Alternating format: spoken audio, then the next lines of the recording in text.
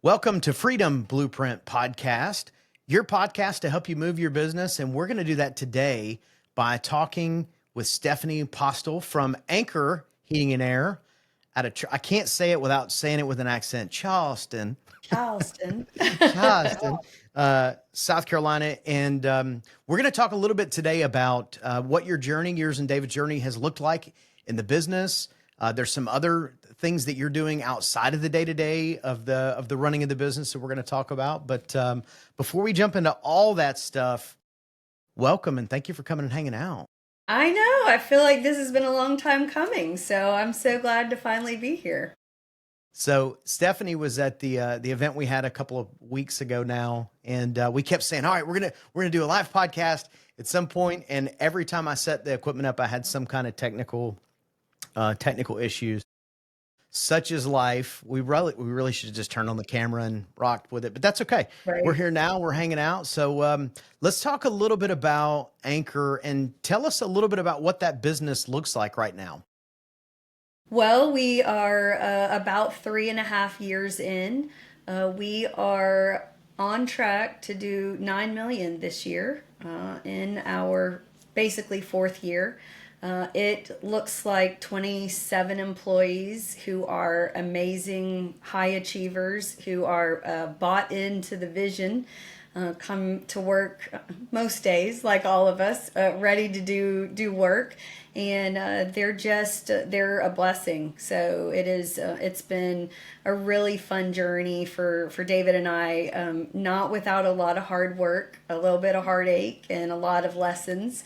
But definitely something a place that we enjoy to come every day, and hopefully a place that we're creating where all of our employees feel the same.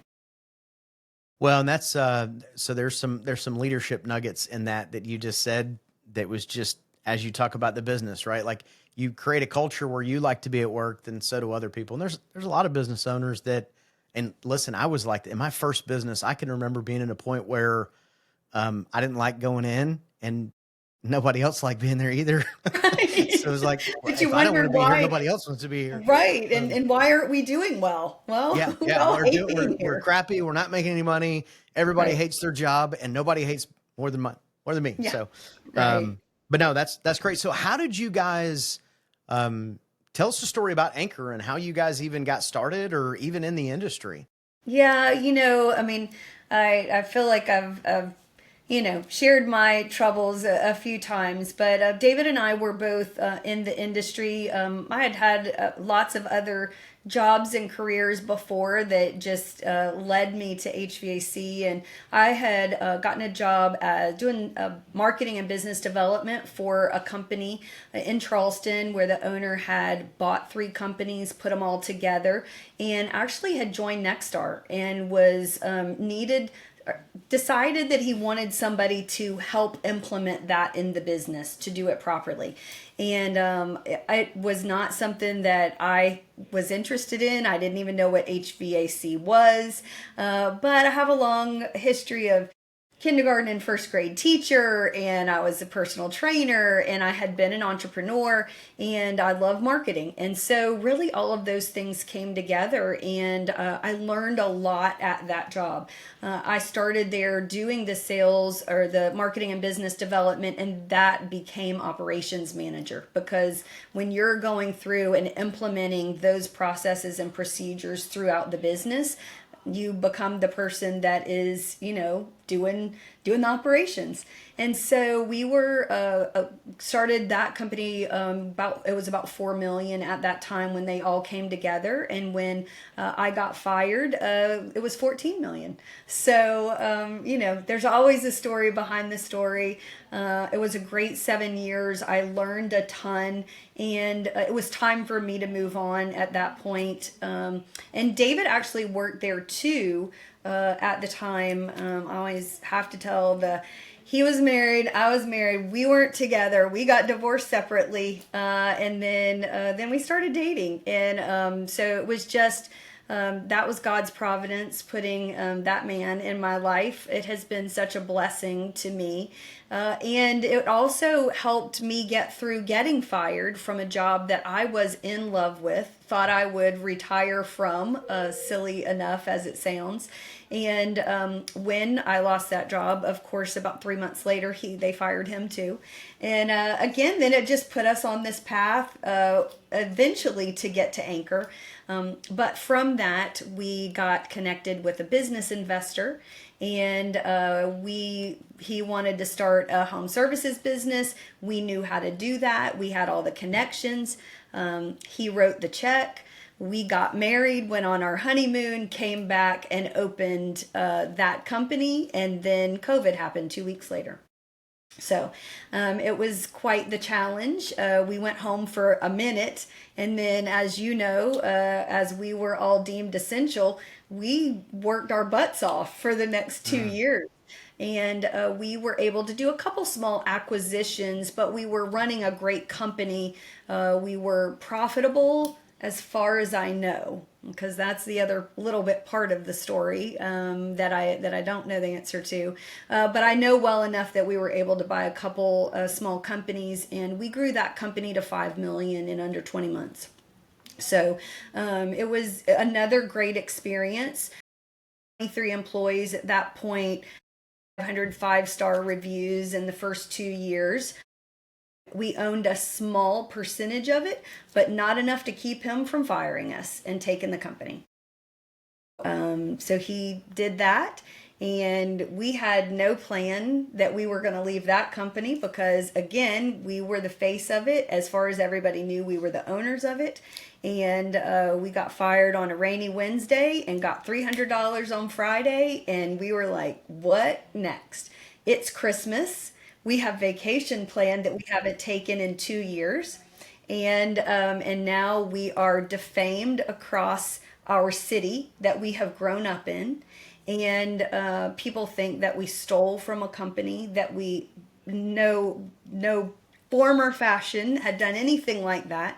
But you know what? It was just all part of that plan, and again, it was God's hand in saying, you can do this on your own.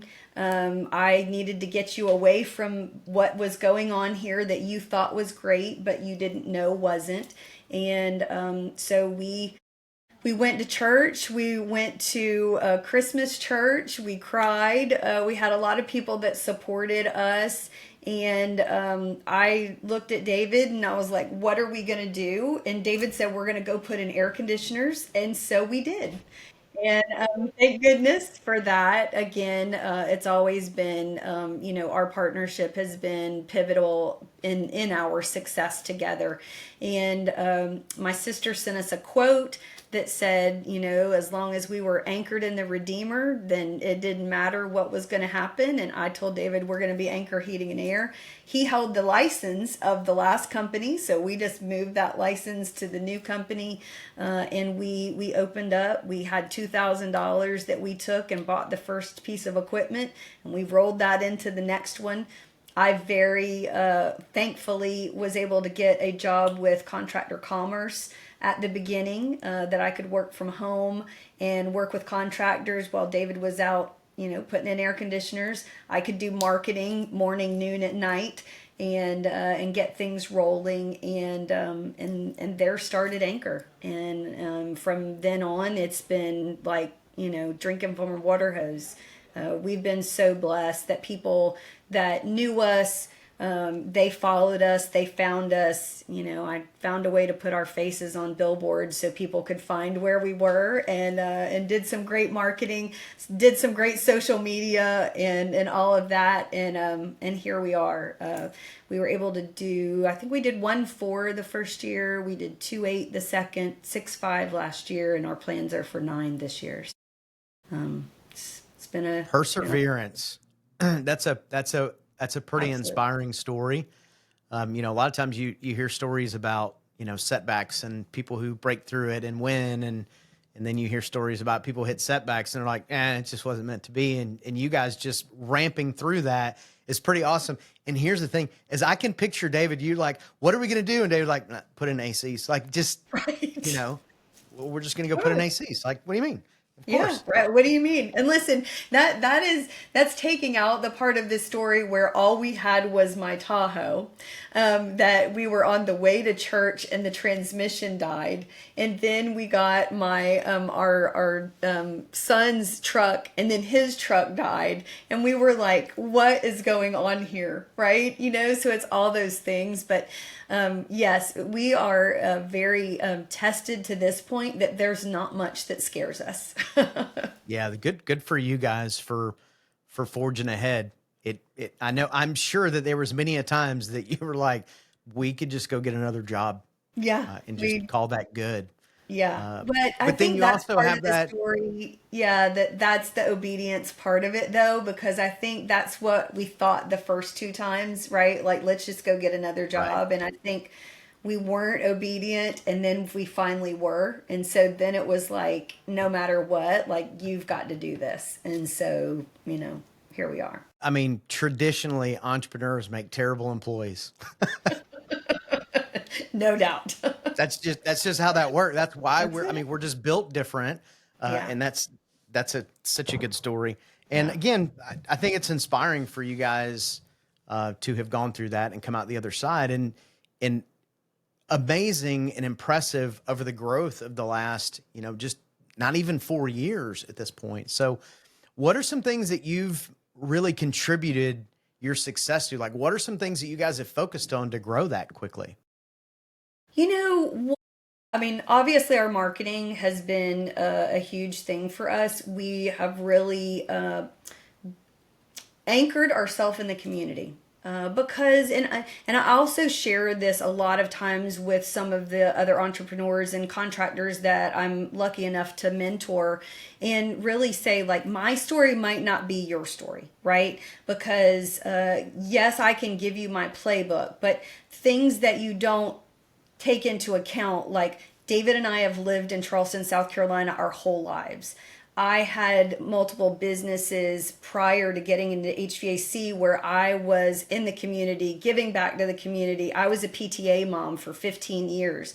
Like, you make lots of friends that way, right? Yeah. Like, I've always been into branding. And, I remember a friend of mine walking up in a bar to me one time, and he's like, "So what company are we supporting now? Like, what are you doing? So we'll know which one we're supporting now." And so I'm a brander. I'm a loyal brander that way. So those are things that we have done the whole way through, and I feel like just knowing the value of that. The other part I would say is that you have to give back to get back. And Yeah. we have always done that. As soon as we opened, we didn't have much money, but I called up my teacher friends, and I was like, "What PTA needs a birthday cake for all the teachers next month? Who needs biscuits for the next faculty meeting?" Right? Like, you have to go back to your roots in those areas, and those people are like, "Oh, they gave us a biscuit. I'll call them for my maintenance." It doesn't have to be big billboards or direct mail campaigns or all that kind of stuff. When you're small, you can't do that, right? Right. And sometimes it's just about being the place that looks like they're giving back to the community. And that doesn't mean monetarily, that means being the vehicle for being part of the community. So those kinds of things have really been the cornerstone, and we still do that. We have a great concert venue here in Charleston on Daniel Island. We sponsor all the pre-parties, and that's on the radio. But when you go to the pre-parties, either we're there, or our blow up van is there, or now our marketing manager is there with our table and our tent. So you are putting faces with the name that you hear all the time. I think that's just the difference maker, right? Especially in an industry now that is so full of private equity and corporations and all of that. People are dying to do business with local people. They want to know that Hmm. when they call, if they don't get the service that they think they're supposed to get, they can talk to David or I. Which sometimes is good and sometimes is not good, because we might tell you about yourself, you know? Um, so that's been a huge thing, I think, in all of those trials and tribulations that we went through. It helped us realize who we are and who we're not, and who our customer is and who our customer isn't. And I feel like there's been like really like, I don't want to say they're light bulb moments. I think they're like windows that opened, and you're like, oh, we're this now, because really having that service aspect and that being truly authentic, and that is who we are, we've woven that into our company, right? Like our whole mission is, we provide solutions for comfort, opportunities for growth, and service to our community. Like that's it. That's all we have to do. And so that then has brought people to us that are like, I want to give back. I want to do that. I want to do heating and air. But what does it look like to be able to give back to the community as well? So I mean, for sure, people do business, and I think it's easy to get stumbled up on this, which is why people just pay an obscene amount of money to Google at every turn. Is people do people with business with people they know, they like, and they trust. And absolutely. by doing things like what you just talked about of making a cake. I mean, when you're starting out, typically what you have more than anything else besides ambition is you have time. Yes. Versus when you're in business now. So now for you guys, you're going to have more money than you are time. But when you're first getting started, I think that's a great strategy is utilize your time and utilize what you have as a resource, which is time and connection. Well, I and think it's being great for a guy to be like, what are we supporting now? And you're like, Anchor. anchor, right? Anchor all the way, right? But also like being really careful about being where your intended customer is, right? So Mm, I wanted to be at like, where are the people drinking wine? Where are the people that are, going to concerts? Where I want to be where people have extra money that they are then seeing, me and seeing my value and getting to know us. I think you can, again, like you said, when you're just starting out, you think, okay, I got to pay a bunch of money on Google. I got to send out a bunch of postcards, all this stuff that is like literally, over our time, I have spent less than $7,000 on Google PPC in 4 years. And that was the first stupid thing I did like 3 years wait, ago. wait, I want you to repeat that for people that were like running, but they weren't really paying attention. Cause I Right. think that is a really, really, really good gold moment that you just said. Yeah. Less than $7,000. And that is because one weekend it was going to get hot and I was stupid and I called Eric Thomas and I said, I think I want to do PPC. And he said, are you sure about that? And I said, yes, absolutely. And I did it and I got nothing out of it. And I said, I will never spend that money again. And I have not. We have not. We do not do PPC. I would rather go spend that money on real lottery tickets because I think I would win more. It just is not a part of our marketing. Now, that to be said, we are Google guaranteed. We do LSA. Right. Those are a different kind of ad, or not ad. You have to do good to get on those ads, and we do good, and we get great reviews, and we respond to them, and we do what's right, and all of that stuff. But I just don't spend the money on PPC. I can't outspend the people in my market that have an unlimited budget. Why Mhm. would I do that? So I can do what they can't do and sponsor the pre-parties. I can give to the baseball team or the soccer team or the teachers and go there and meet those people, because I can tell you there's nobody at those firms that are going over there and doing any of that. Because the other thing is, if I'm sponsoring the soccer team, like I'm actually going to go to a game and bring snacks and, and pearls and sunglasses and, show the parents that we're real people, not just, the name on the shirt. So, but again, that goes back to time, and you have to make time to do that kind of stuff. But man, has it paid off, right? Like that girls soccer coach, she's a customer of ours still. The guys soccer coach, still a customer of ours. We actually sponsored it because it was a neighborhood that we dominate, right? And so I put a thing in the neighborhood group and I said, I'm looking to sponsor soccer teams or baseball teams. Anybody, have one of I those? And bet there they're was like, no shortage of hands raised. oh man, I could have sponsored 10 of them, right? But we sponsored 5. We sponsored the Lego team, all those things. And that makes the difference. to be able to. And then, I know we'll talk a little bit more about it, but talk about social media content. Like that's Well, that's the that real was going to be value. my question was, okay, so not spending PPC, what is it that we're doing in order to create that traffic? So perfect Yeah. segue.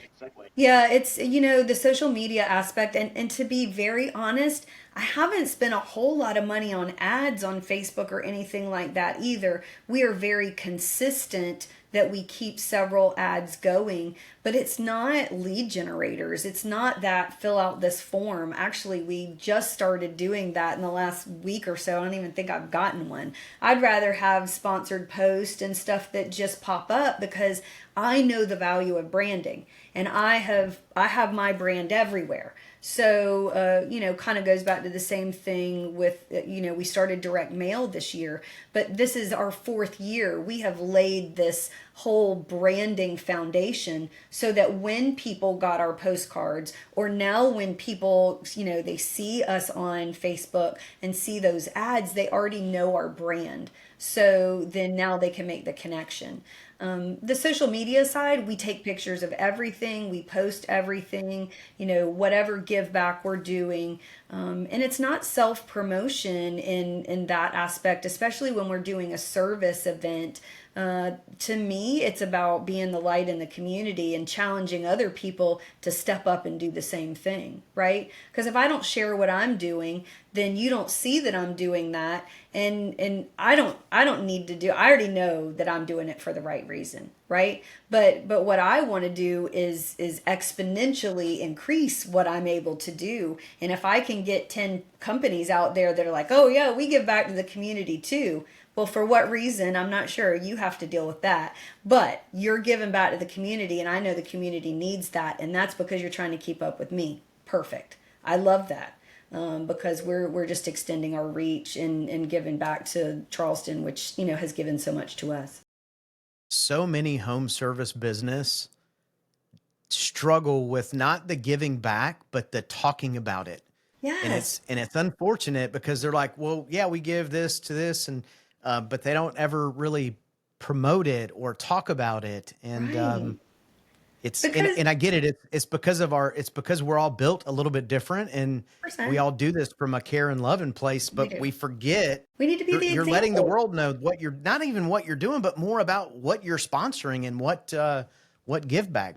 People may not know Well, right. I mean, about that because if I'm organization. supporting the breast cancer, group, we have a couple local ones. My friend Kelly Carroll I call her the community CEO because she does so much stuff in our community, and so I was like, help me know which, where the need is, and so that's one of those things though that you don't realize is that yes, I'm doing that because they need my help, but me posting about that organization then puts that organization in front of all of my people, right? Yep. So we're just trying to, it's help that they don't have the ability to market and to get in front of people. And so there's real value in that too. And in that way, it's not self promotion. It's using your platform to increase what those organizations could get back.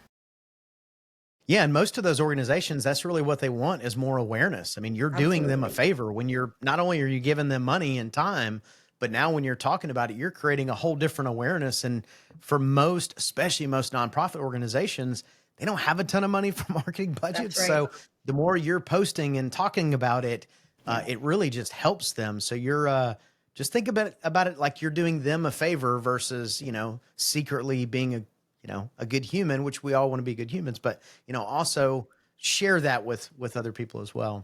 100%. And I think the byproduct of that obviously is showing people who we are as a company, but it comes back to the culture aspect of showing our people who we are, right? It's showing our Yeah. team who we are. And so then we've been very blessed that to be that example, and then now have our employees come back and say, "Hey, I have this thing that I want us to support. Can we support that?" Absolutely. Hey, and I want to lead our team in that. Okay, right? Like say no more. If you're gonna, help everybody raise money to, buy Thanksgiving dinner, then let's go for it, right? And so then now you're committed not to Anchor because you want to be a HVAC technician. You want to work here because we're a company that gives back and allows you to go do that on company time and share what good things come from that. So I think that was the other part, back to probably what you asked at the beginning. That's the culture aspect. That is to me creating a culture of, service to our community. But how are we growing our people and growing a mission that they can be proud to be part of They can go make a dollar anywhere. anywhere? And if you can give them an opportunity to, um, obviously they need to make profit. They need to be making Absolutely. money, but they Right. also need to feel like there's a purpose behind it too. I think that's a great thing. Now, before we shift gears, I do want to have you talk a little bit about how you guys are utilizing social media for recruiting, Yeah. because I think you Well, guys are doing an incredible job with that, and we could go deep into that. But right. just from a high level, tell us a little bit about that. Yeah, I think that we have really embraced TikTok as my favorite. Knowing what platform to put what on is a skill, first of all. Yeah. So there are things that I might put on TikTok that maybe are a little edgier or something that I wouldn't necessarily put on Facebook, and it's not inappropriate. It's just a different audience. Right. But I realized at really not I was on TikTok before my kids were, and listen, my kids are 22 and 25 now, and I remember them saying, "Oh my god, nobody's on TikTok." And I was like, "Okay, no worries, we'll see."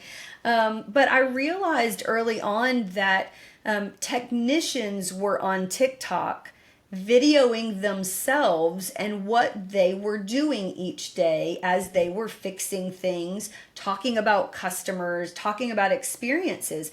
I remember one guy, he was just on live all day. And people just rode along with him, and other technicians were interacting with him, and I was like, there's something to this, right? Yeah. And so I think really that's where it started. One, just to want to give everybody, customers or whoever, a little behind the scenes of who we were. We could be funny, we could do all those things. We could be educational, spread the word about stuff that people don't know. But then we realized that we were engaging with the technician community, and they were seeing what we were doing. And that was a game changer. And the real first thing was when we were I think we were in our second year, and we had branded with Dan Antonelli in October, November of our first year. And one of the TikToks I had done was the choices. He gave us 4 choices. And so I posted about the 4 choices. And so we had a guy that came in and interviewed with us.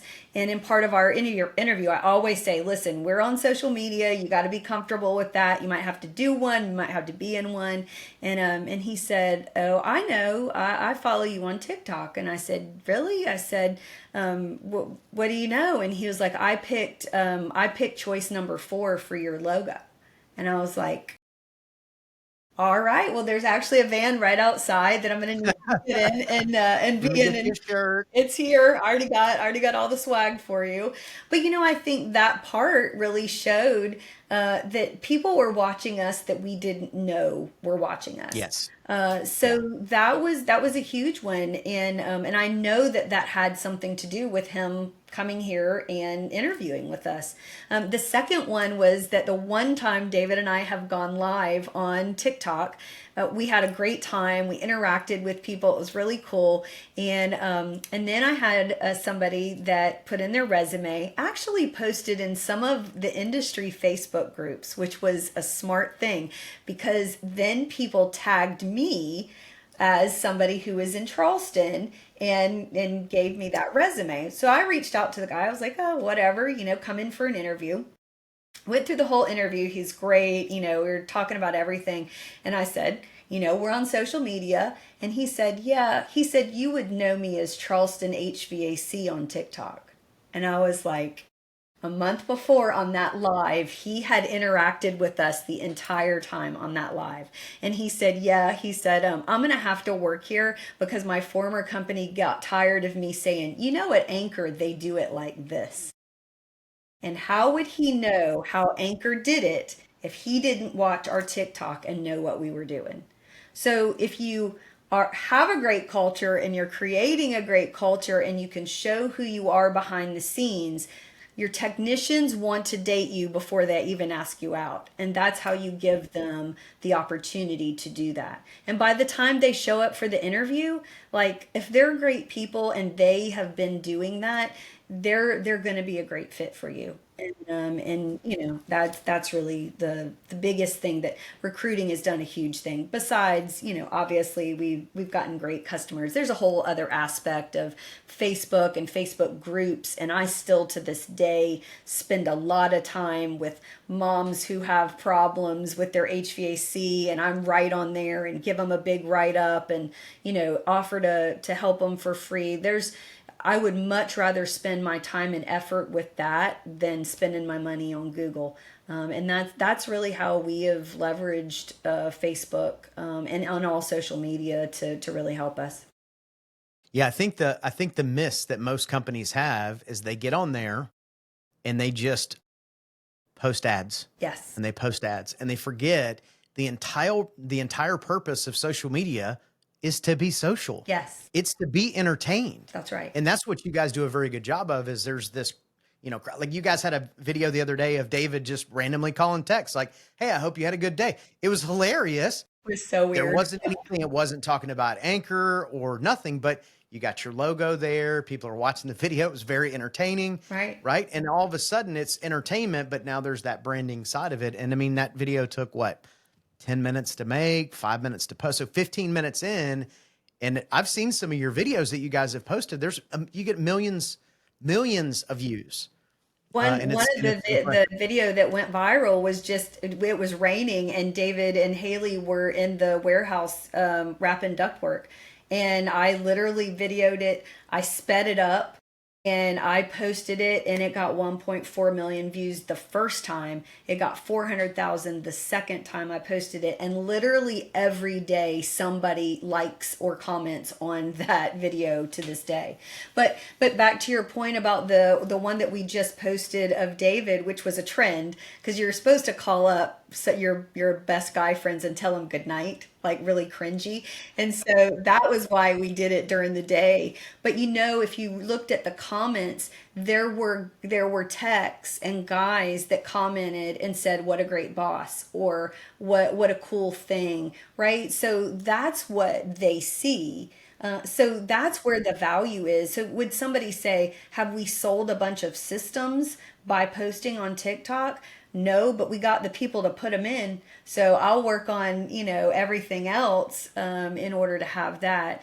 There's so many things, like it's crazy. Now I'm very blessed to have a marketing manager, Lucy, and she does an amazing job. But like what she can get these guys to do, like two of my lead installer team, they're like jumping around in the parking lot because they like each other and they made a TikTok out of it. Like it's great. And honestly, they love it because it again, it connects them to what we're doing. It's not just me and David out there being the face of everything, talking. It's them showing what they like to do and all of that. So I love it. I love to watch it. And here's the other cool thing I realized the other day. It's the history of Anchor from day one. We have been able to capture every bit of our growth, our change from our first brand to our rebrand to what we're doing now, our growth of how many people we have here. All of that is all captured there. So that's a really cool aspect of that too. So let's shift gears a little bit. What are some things that you guys enjoy doing outside of TikTok and being working? So me and David like bourbon. A lot.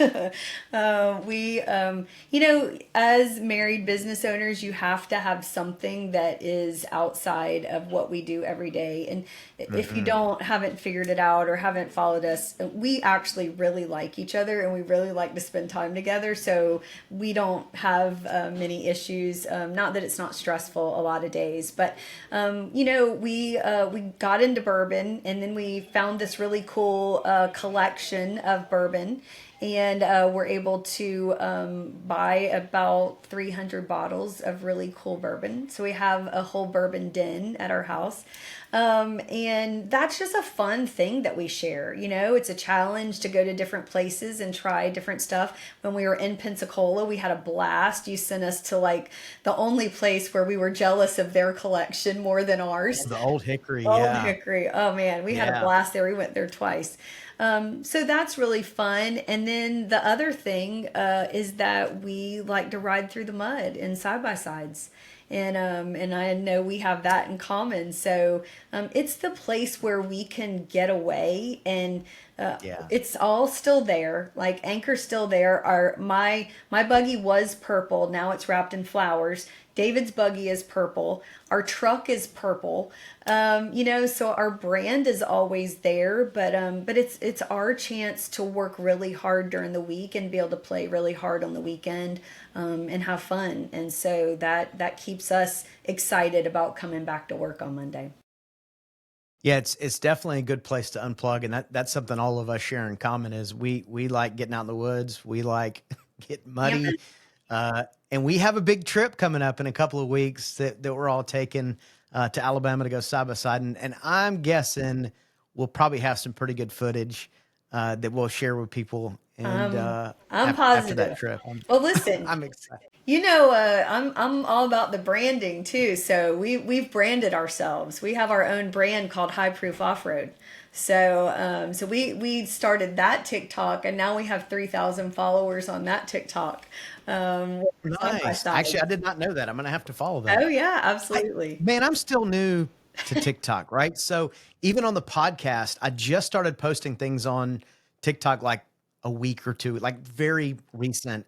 And my daughter, we're going somewhere, and she's sitting in the back of the car, and she says, "Dad, you're on my what did she say? For you page.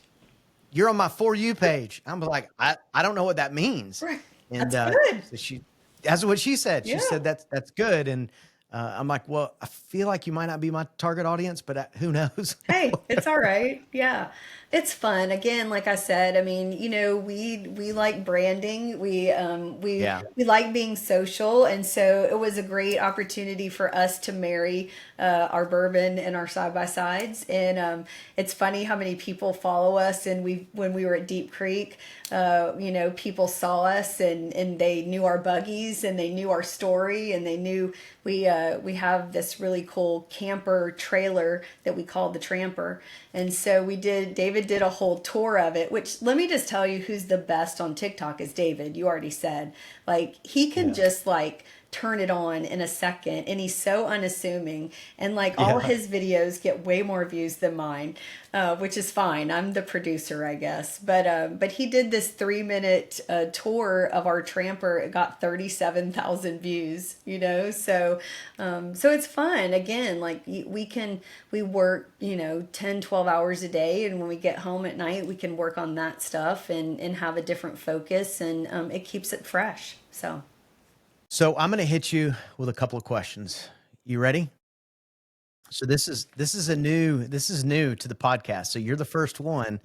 Um, it's called the Freedom Fast Five. So I'm gonna ask you 5 questions and just spitball an answer. Hopefully I won't stump you up too bad. But here's the first question.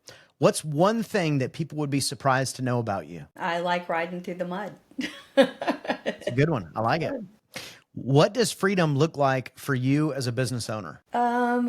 Freedom for me looks like a well-run company that I can be a part of, but I don't have to be in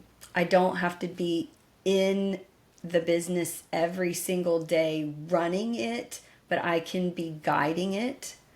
and also the freedom to watch the people that we have brought in to work with us, the freedom to watch them be successful. Great answer. What's one decision that created more freedom for you guys? When we worked our butts off and we were able to hire our service manager extraordinaire, Stephanie, that was a game changer. David and I could focus on operations. He can focus on sales and technical, and she has the service department. And this is how you know that you have set the bar high when you look at each other and go, our departments aren't doing as well as Steph's is. What's wrong? I mean, that's good leadership, though. Like, train them to be better than you. No doubt. What's one leadership lesson you wish you would have learned earlier? A leadership lesson that I wish I had learned earlier. Know when to go, know when it's time. Sometimes you hold on to things too long, or maybe don't make decisions fast enough.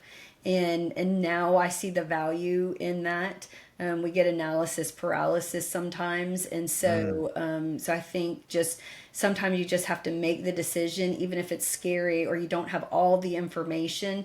If you have 51% of the information and your gut tells you, like, go do it right then. And if it's not right, adjust. Do it again. All right, last. This is the fifth one. You ready? Alrighty. If you could give one piece of advice to a business owner trying to grow, what would it be? You have to, I think it would be back to your marketing, like I think you have to get back to your roots and really dig deep into your community, and become a good community member. When you're trying to grow, like when you're trying to grow, it's not outside of you, it's inside of you. Right? So you keep looking, we as contractors all the time are looking for the silver bullet. We're looking for the marketing company that's going to be the answer. We're looking for the marketing piece that's going to be the answer. We're looking for why somebody else is doing better when what they're doing right now. Really, it's you, right? Have you created a great culture? Are you a great leader? Are you a great operator? Have you created great processes and procedures? And if the answer is no to any of those, then go back to number one and start over, right? That's what it is. Like you have to be a reflective leader. So you can try to grow all you want, but if any of those things are not getting the right answer, like you're just not going to grow. You might grow, but you're not going to grow profitably. Right? Like you might grow revenue wise, but like, are you making all the right decisions on the operations side? Do you have great marketing? Are you wasting money? Like when you're looking for the silver bullet, like you're looking in the wrong place. It's usually in the mirror. Yeah, I was going to say, in my experience, the silver bullet is what people don't want. Is hard work. It's putting things in place and doing the things, like doing the work. Yeah. Stephanie, I appreciate you coming on. There's still a ton of stuff I wanted to cover. I would love to be able to have you come back because there's some other stuff that we really want to talk about. Absolutely. And I know we're going to do some stuff when we're in the woods. Yes. That we'll share with people too. But as we wrap up, what any kind of final thoughts you'd like to share with the audience? Yeah, I don't want it to get lost on the social media aspect and the marketing aspect and all of that kind of stuff. The culture part, where we do fun stuff and we look like a really cool place to be. The other part that I think people forget on the culture side is that really culture is about creating a place for your employees to show up every day where they can expect or they know what's going to happen. Like when they show up at work, they know they're going to get this call. They know they're going to have these tools. They know that these are the rules. They know this is how we talk to customers. And to be honest, that's really culture. When you have all of those things in place, then it makes the TikToks and the parties and the gifts and the community stuff and all of that, it just accentuates those things. But if you don't have proper operations and proper procedures and stuff in place that create that foundation of culture, you can't have all the rest because it's really hollow. So I don't want you to listen and go, oh man, if we just have a TikTok and we look really cute and fun, we're going to be a great company. That's not the case. Right? There's a lot of hard decisions that have to get made about how we go to the door, how we talk to customers, how we treat them, our level of expectation. We do what we say we're going to do. We show up when we say we're going to show up, and we exceed expectations every time. That's the Pearl Promise. And so when we do those things, it gives us the foundation to do all the other fun things.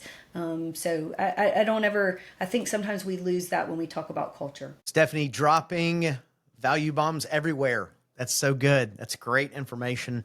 If somebody wants to check you guys out on the social media channels, what's some that they can check out? Yeah, our Facebook, anchorheatingandair.com, or our website, Anchor Heating and Air LLC on Facebook, and Anchor Heating and Air LLC on TikTok. And then, of course, I'm Stephanie Webb Postell is my Facebook. David is David Postell Jr. So definitely friend us. We always like if you'll let us know why you're friending us. Sometimes people just want to be friends for some weird reason. So reach out. I love when people message me, or my email address is spostell@anchorheatingandair.com. I love an email, and I'd love to connect. I'd get on. I have a Calendly, and I'm happy to get on with people and do a Zoom and just talk about, what you need to work on or what I can help you with. Only thing I ask is that you implement something I tell you to do, because my time is valuable and so is yours. That's fantastic. Stephanie, thank you so much. This is going to be part one of part several. We're going to do several of these because there is so much good information that I would love for you to share with the audience. So, Appreciate it. Until we catch you up again, thank you for coming on. Thanks for the opportunity. I'll see you soon.